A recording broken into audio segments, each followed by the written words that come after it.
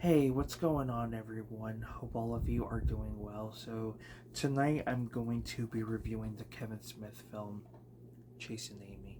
One of my all time favorites. I feel like this movie is not only underrated, but I feel like it stands out compared to his other films in his filmography. It's just one of those films where at times it doesn't feel like a Kevin Smith film. It feels a Kevin Smith film.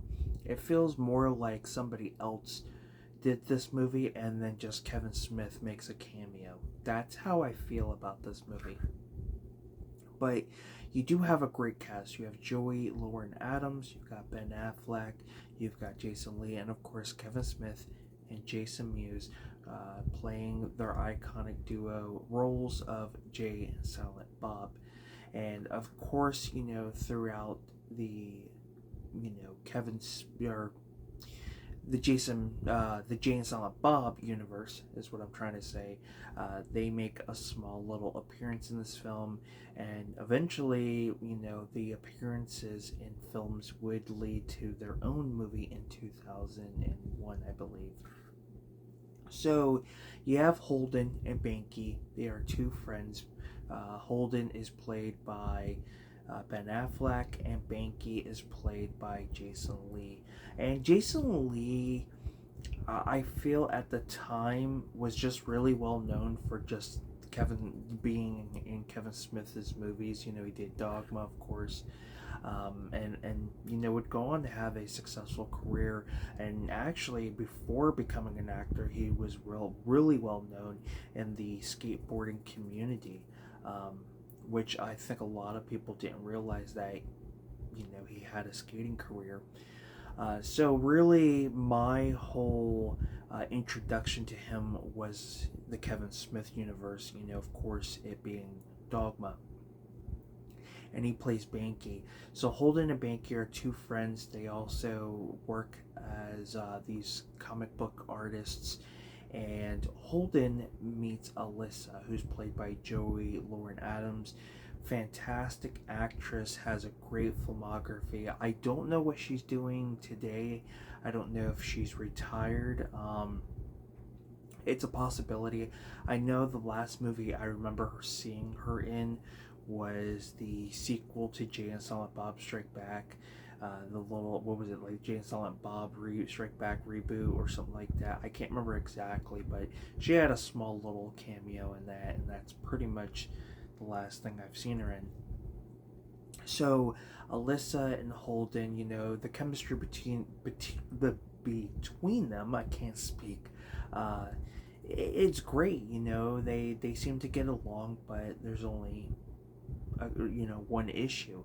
Alyssa is a lesbian, and Holden, as he continues this friendship, starts to grow feelings for her, and it makes the whole situation complicated. But then starts to have feelings in some way, and it really, you know, puts a rift on their friendship, but also puts a rift on Holden and Banky's relationship as well.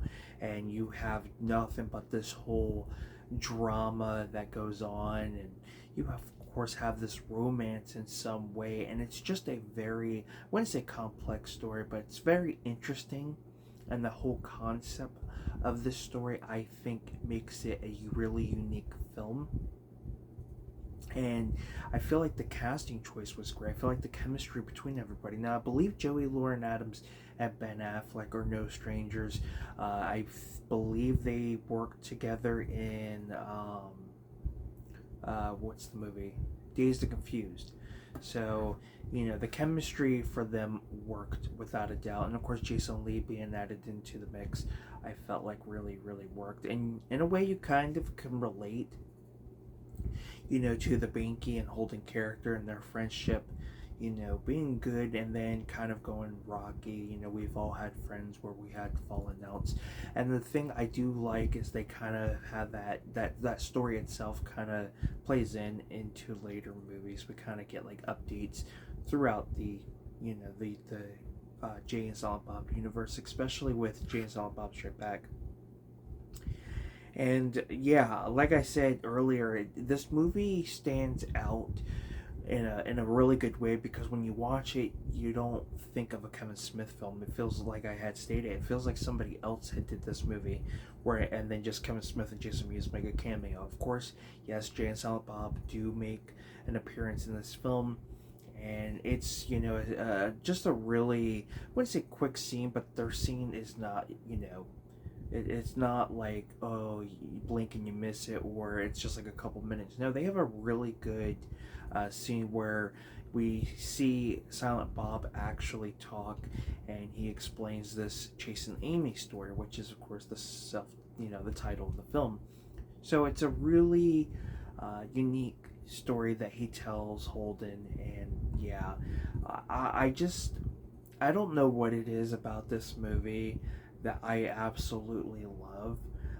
I guess it's just a variety of things, ranging from the score to the story to the atmosphere to just the way this movie stands out, and not it's a Kevin Smith film, but at the same time, it doesn't feel like a Kevin Smith film, and I feel like that's what makes it unique and what makes it stand out.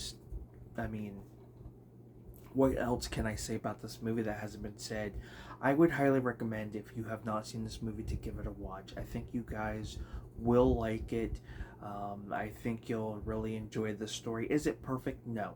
It does have its flaws, but I feel like everything else outweighs those flaws, and it's not something you can constantly think of. Oh yeah, I didn't like this or didn't like that. It kind of comes and goes, in my opinion. So yeah, I wish I could say more.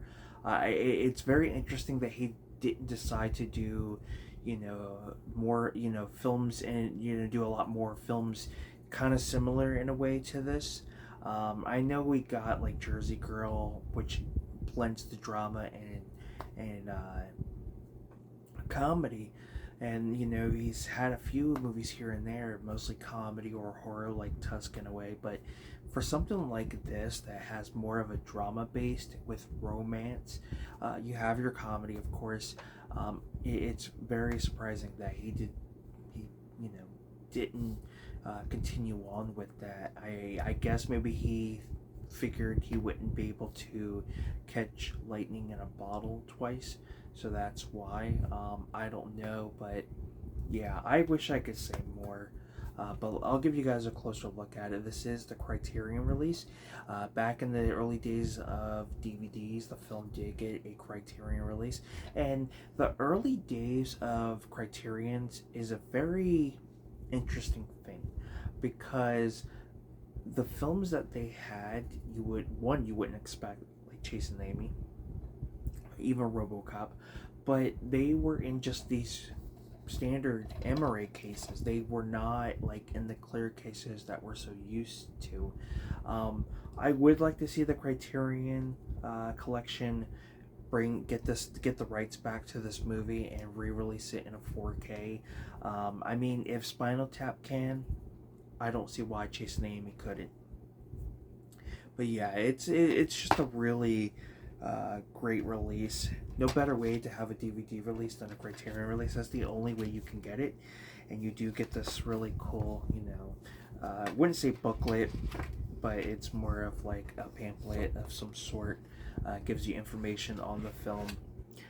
Of course, as they would progress, you'd get more of a booklet style to some releases, and this is pretty cool. This included an advertisement for Jay and Silent Bob merchandise, so that's really cool. You've got like T-shirts, you got the Mubi, Dogma products, which is pretty cool, and of course it you know come opens up and there's more stuff. So yeah, so if you guys are ever in New Jersey, the Red Bank area, Kevin Smith does have a comic book store there. It's called, I believe it's Jay and Silent Bob's Secret Stash. My parents and my sister were lucky enough to go to that comic book shop, and they said it was a great experience. A whole lot I've never gotten the opportunity to do that, but I'm hoping. And if you ever watch the AMC series Comic Book Men, some of the guys do work there during the normal work hours. So if you're lucky enough, you might be able to see the guys there from time to time. But nonetheless, Jay and Silent Bob are, my favorite comedy duo alongside with Cheech and Chong, and of course David Spade and Chris Farley. I'm sorry, you can't not mention them. They are a comedy duo. I mean, Tommy Boy and Black Sheep probably being the two great comedies that they did, and yeah, they're no Cheech and Chong or Bill and Ted or you know Jay and Silent Bob, where these characters got more movies, but I still feel like they're up there with the iconic duos. We need more buddy comedies. I feel like we have lacked the buddy comedy genre, and I don't need like a buddy comedy with like The Rock or Kevin Hart. Bring back like that old school buddy comedy. Like what's a great example I can use for buddy comedy? Other than like what I just mentioned, Trading Places, I guess, in a way is a buddy comedy, or even like the action buddy comedy, buddy action films, like the Lethal Weapon movies.